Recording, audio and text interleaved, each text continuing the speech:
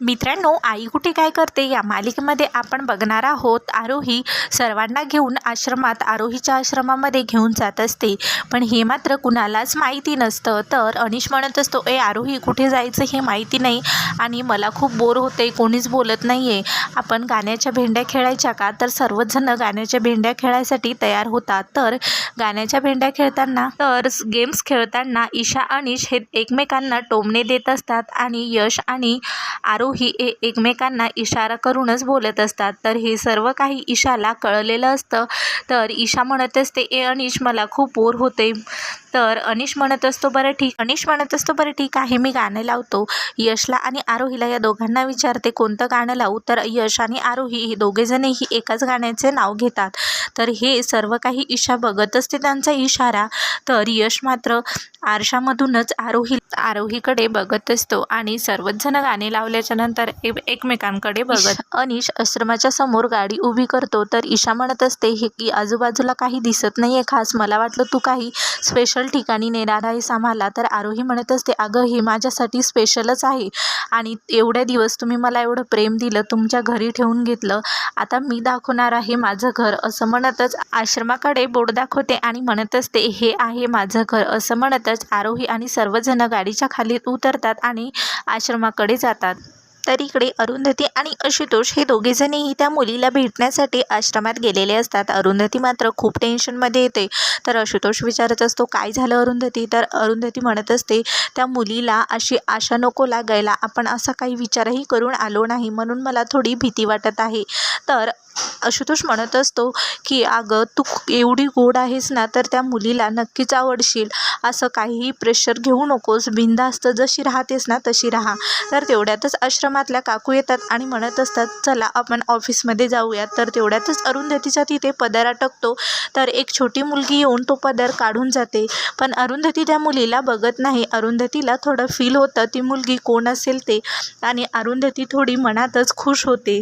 अरुंधती ही आशुतोषला सांगत असते. तर इकडे आरोही सर्वांना घेऊन आश्रमात आलेली असते आणि त्या मुलांसोबत खेळू लागते. हे बघून यश मात्र आरोहीच्या आणखीनच प्रेमात पडतो आणि आरोहीकडे बघतच राहतो. आरोही मात्र खूप लहान मुलांसारखी त्या मुलांसोबत खेळत राहते आणि यश मात्र आरोहीकडेच बघत राहतो आणि मनातच खूप खुश होतो आणि हसत असतो.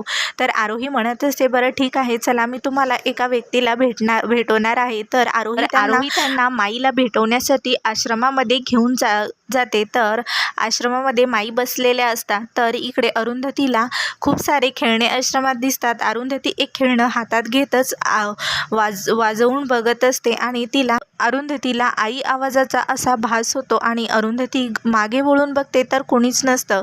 तर अरुंधती परत तिथून निघून जाते. तर इकडे आश्रमामध्ये आरोही माईला भेटण्यासाठी गेलेली असते. तर माईला भेटत असते. तर माई म्हणत असतात बाळा तू बरी आहेस ना, मी तुला कॉल करण्याचा कॉन्टॅक्ट करण्याचा खूप प्रयत्न केला, पण मला धीर होत नव्हता. या सर्वांमध्ये तू एकटीच होती ना, मी तुझ्यासोबत असायला हवं होतं. तर आरोही म्हणत असते माई मी एकटी कुठे, हे सर्वजण होते ना माझं दुसरं कुटुंब, हे जर नसते तर मी तुझी आरोही आज जगली नसती.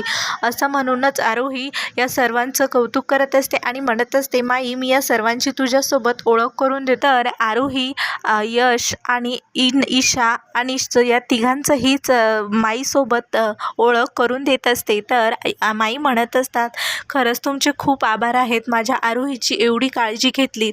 तर अनिश म्हणत असतो अहो माई आम्ही जेवढी तिची काळजी घेतो तिच्यापेक्षा कितीतरी पटीने ती आमची काळजी घेते, असं अनिश माईशी बोलत असतं. तर माई म्हणत असतात आहेच माझी आरोही गुणाची. आणि माई म्हणत असतात आरोहीला अगं तुझ्या लग्नाची बातमी मिळाली होती, मला तर खूपच आनंद झाला.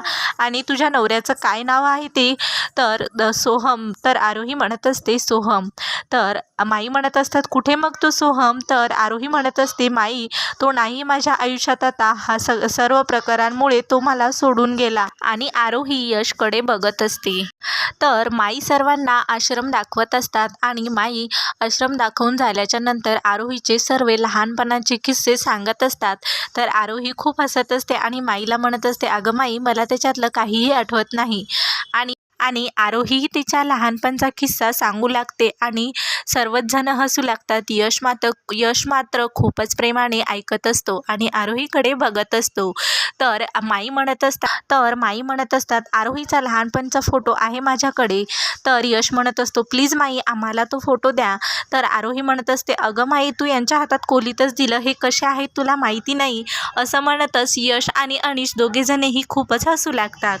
तर इकडे आशुतोष आणि अरुंधती हे दोघेजणही ऑफिसमध्ये बसलेले असतात. तर अरुंधती म्हणत असते की मला त्या मुलीला भेटायचंय. तर तिथली बाई म्हणत असते की ती मुलगी सध्या तिची तब्येत नाही बरोबर म्हणून तिला दवाखान्यात नेले, ती आता सध्या आश्रमात नाहीये आणि त्या दिवशी ती जेव्हा आली होती तेव्हा ती खूप घाबरली होती. आशुतोष म्हणत असतो यामधल्या आईने आम्हाला काहीही सांगितलं नाही.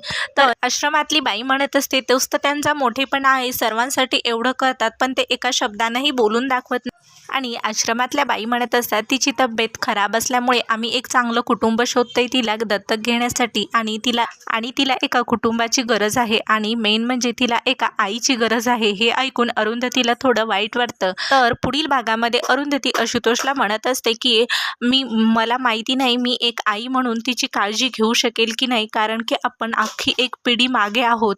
तर आशुतोष म्हणत असतात मला जे वाटलं ते मी तुला सांगितलंय आणि आपण तर एकमेकांसाठी कायमच आहोत. असं म्हणूनच आशुतोष अरुंधतीला आईस्क्रीम चारत असतात. तर अशीच अपडेट बघण्यासाठी तुम्ही अजूनही चॅनलला सबस्क्राईब नसेल केलं तर प्लीज चॅनलला सबस्क्राईब करा आणि जास्तीत जास्त शेअर करा.